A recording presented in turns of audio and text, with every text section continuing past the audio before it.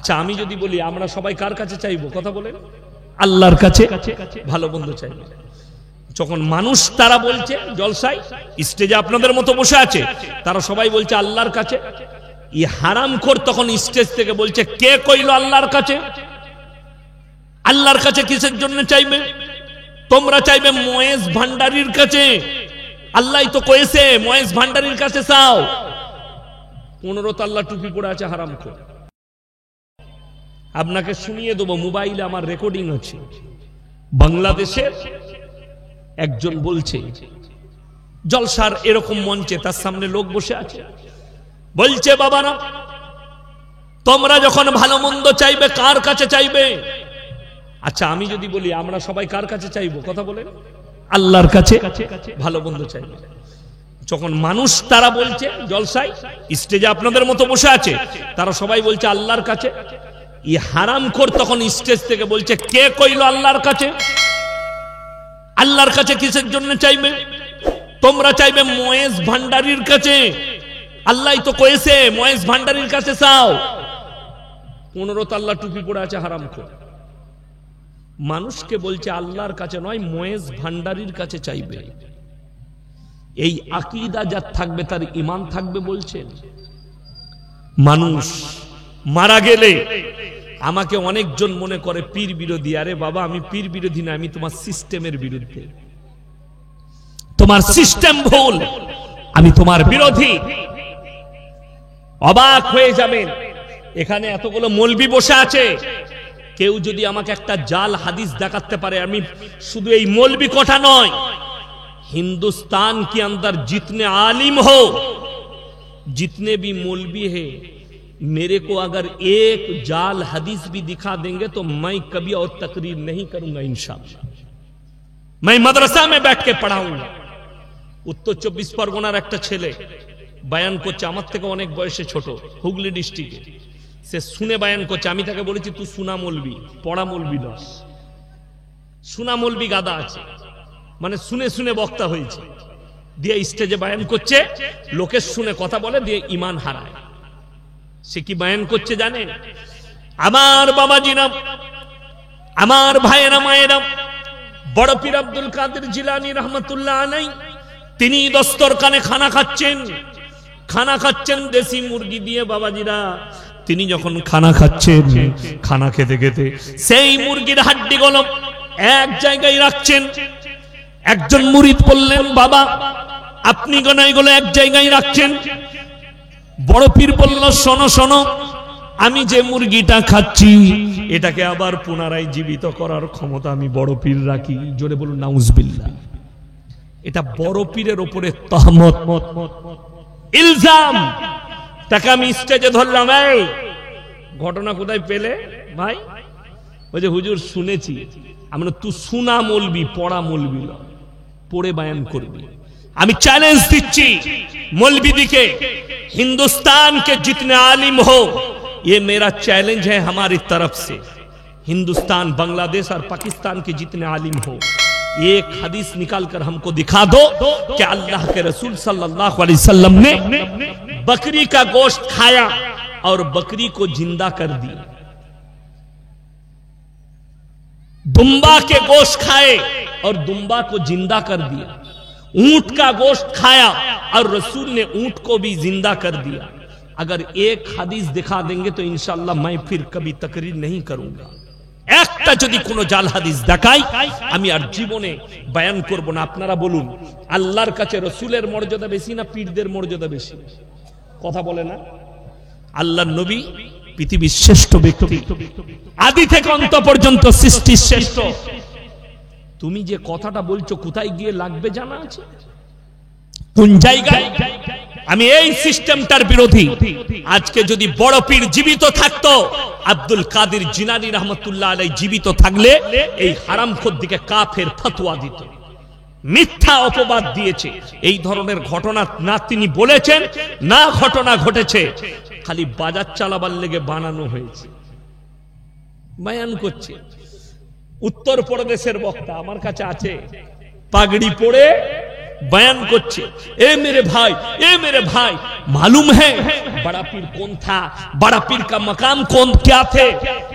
एक ऐसा जमाना था कि अगर कोई बड़ा पीर का नाम ले लेते बगैर उजू के तो वो मर जाता। যা বুঝে করো। আপনাদের আমার মনে হয় 80% লোকের উজু নাই। ঠিক বললাম না ভুল বললাম? সবাই আমার সঙ্গে একবার কলমা পড়ুন তো, লা ইলাহা ইল্লাল্লাহ মুহাম্মাদুর রাসূলুল্লাহ। আচ্ছা, কোন লোক মারা গেল যাদের উজু নাই?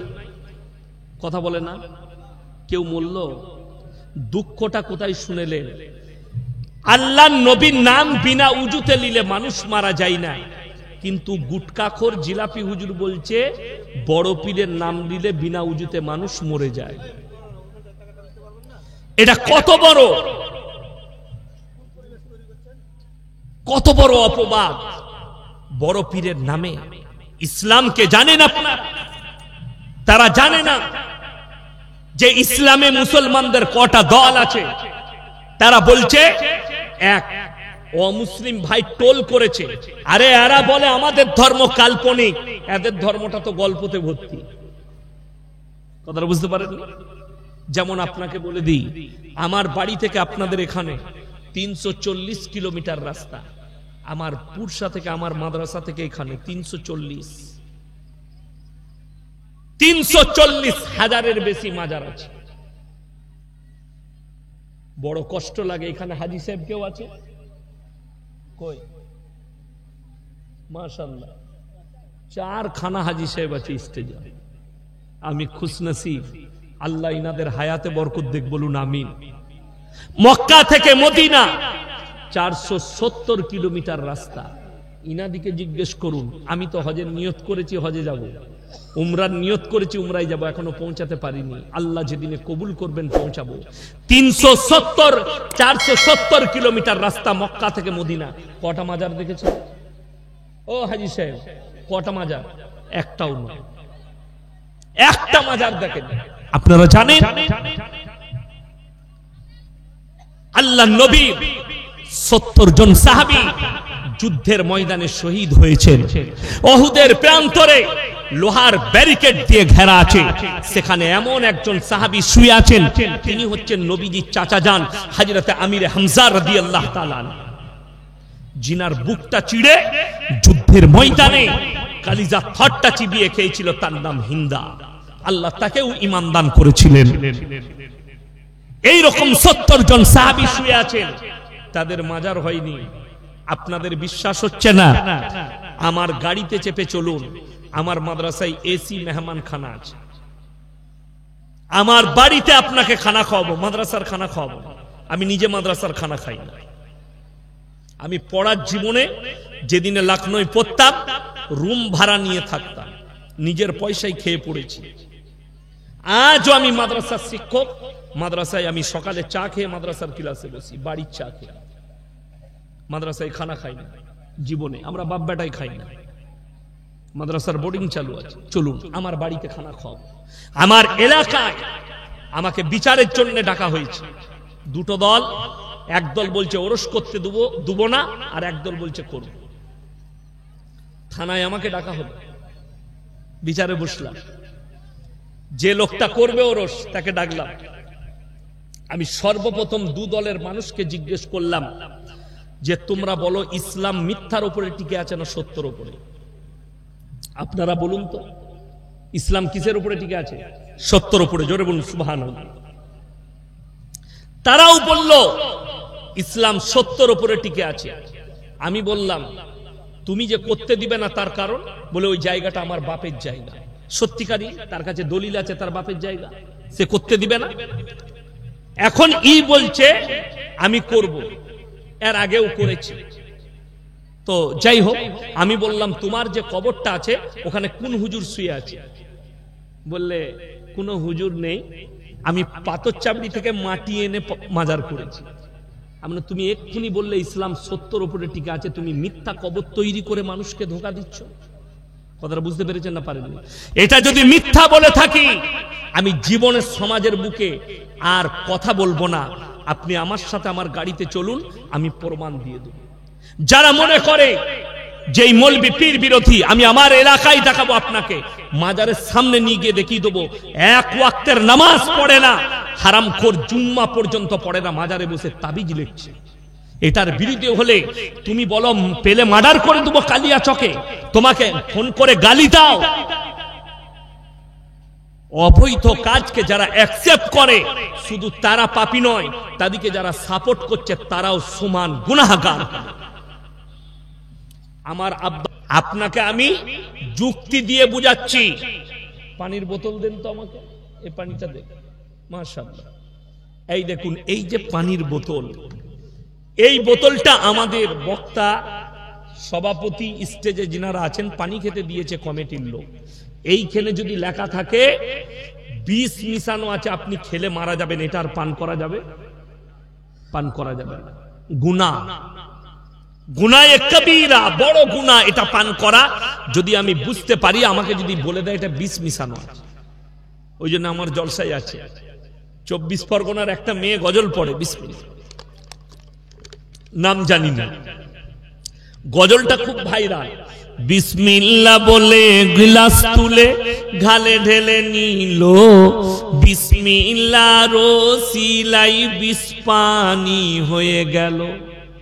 এই কথাটা যে বলেছে কুফরি ভাষা, ইসলাম বিরোধী কথা। আমি যদি জানি এটাই বিষ আছে, আমার জন্য খাওয়াটাই পাপের কথা। না জেনে খেয়ে নিয়েছেন ওটা আলাদা বিষয়, বিসমিল্লাহ বলে খেয়েছেন, আপনার বিষটা ক্রিয়া হয়নি, বিসমিল্লাহর বরকতে কথাটা ঠিক আছে, কিন্তু আপনি জানেন এটাই বিষ আছে। কেউ যদি সাপের গর্তে বিসমিল্লাহ বলে হাত ভরে, সাপ চুমু খাবে তো নাকি? কথা বলে না, সাপ চুমু খাবে না, কামড়াবে। সাপের সিফাত, সিফাত মানে হচ্ছে গুণ, ছোবল মারা। যদি বলেন না না, আল্লাহর ওলি হলে আপনাদের মতো মৌলবিদিকে কামড়াবে না। আরে মূর্খ দল, সাপ যদি ওলি চিনবে, গুহার মধ্যে আল্লাহর হাবিব সাল্লাল্লাহু আলাইহি সাল্লাম যেদিনে হিজরত করছেন, চলে যাচ্ছেন মক্কা ছেড়ে মদিনায় হিজরতের সময়, গুহার ভেতরে হযরতে আবু বকর সিদ্দিক রাদিয়াল্লাহু তাআলা আনহুর ডান রানে মাথাটা রেখে নবীজি ঘুমাচ্ছেন, চোখ লেগে গেছে নবীজি। খুব ভালো করে শুনবেন। হযরতে আবু বকর সিদ্দিক রাদিয়াল্লাহু তাআলা আনহু দেখলেন নবীজিকে যেন কোনো সাপ বিচ্ছু কিছু এসে না দংশায়, যার কারণে নিজের চাদরটা ছিঁড়ে ছিদ্রগুলো বন্ধ করছেন। এমন অবস্থায় এক গর্তের ভেতরে বিষধর সাপ ছিল, হযরতে আবু বকরকে দংশন করেছে। এত জ্বালা যন্ত্রণা, নবীজিকে ডিস্টার্ব করেননি, কিন্তু জ্বালা যন্ত্রণায় হযরতে আবু বকর সিদ্দিক রাদিয়াল্লাহু তাআলা আনহু চোখ দিয়ে পানি এসছে। একটা পানি রাসূল সাল্লাল্লাহু আলাইহি সাল্লামের চেহারা মুবারকে পড়ে গেছে।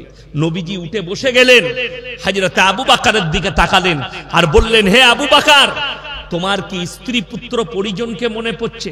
নবীজিকে বুকে জড়িয়ে বললেন, আল্লাহর কসম, আমি আমার স্ত্রী পুত্র পরিজনের থেকেও আপনাকে আর আল্লাহকে বেশি ভালোবাসি। বলুন সুবহানাল্লাহ।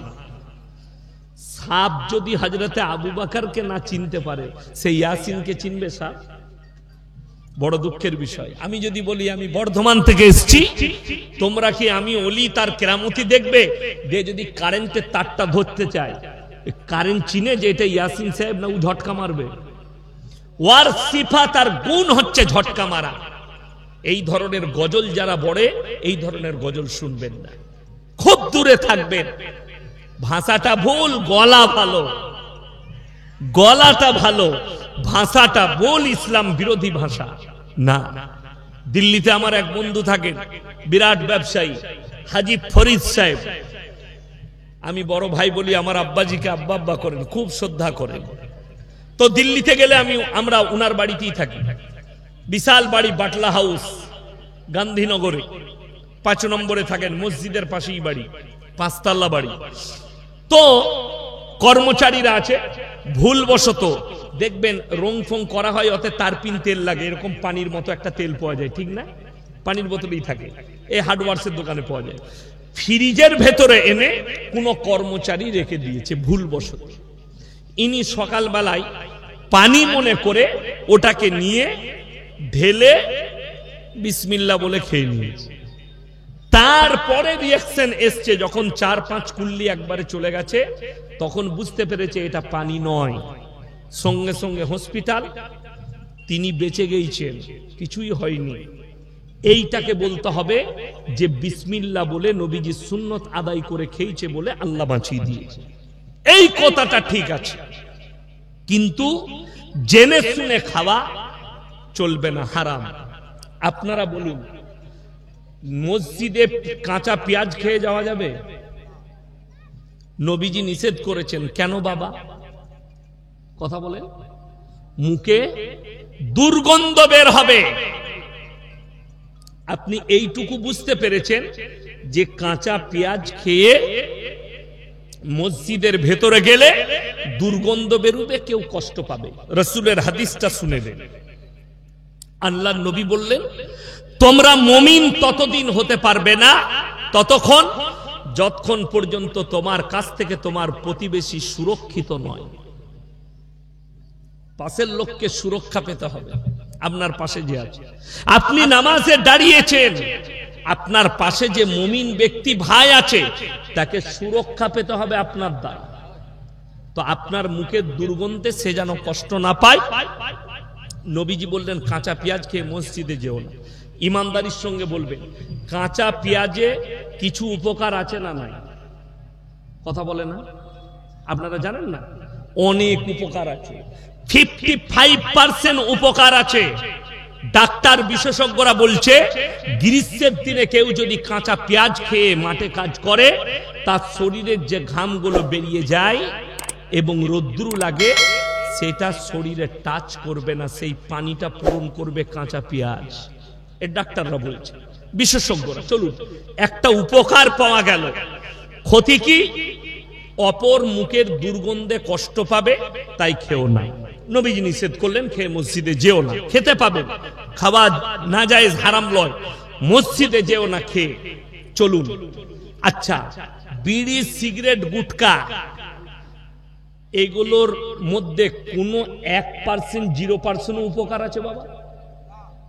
0% উপকার নেই।